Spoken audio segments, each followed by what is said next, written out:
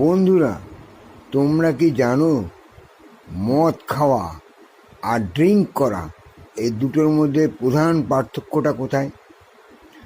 তোমরা সবাই দেখো, অনেকে মদ খেয়ে বাংলা চোলাই কিংবা কিছু ইংলিশ মাল খেয়ে রাস্তায় পড়ে থাকে অনেক লোক।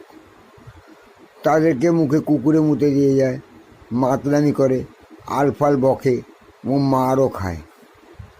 তোমরা জানো এরা আগে কিন্তু কেউ মাতাল ছিল না।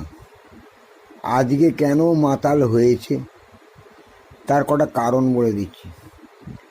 কেউ কেউ বাড়িতে প্রচণ্ড অশান্তির জন্য মদ খেতে বাধ্য হয়েছে। কেউ কেউ নিজের প্রেমিকের কাছে অবহেলিত হয়ে তার কাছে ল্যাং খেয়ে মদ খেতে বাধ্য হয়েছে।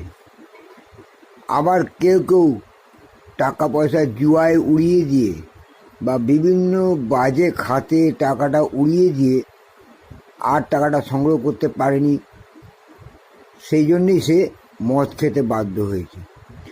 তাদের মনে যে কত চাপা দুঃখ অনুতাপ জমে আছে সেটা কি তোমরা কেউ অনুভব করতে পেরেছো?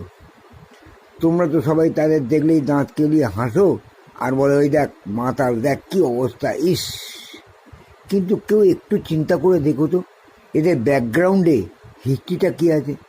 সবারই খুব প্যাথেটিক, যার জন্যই ওরা মদ খেতে বাধ্য হয়েছে। আজ তাই তারা মাতাল নাম নিয়ে সমাজে ঘুরে বেড়াচ্ছে। এটা হলে মাতালদের স্টেটাস বা মাতাল হওয়ার ঘটনা। আর 2 নম্বরটা হচ্ছে ড্রিঙ্ক করা। এই ড্রিঙ্ক করাটা কীরকম?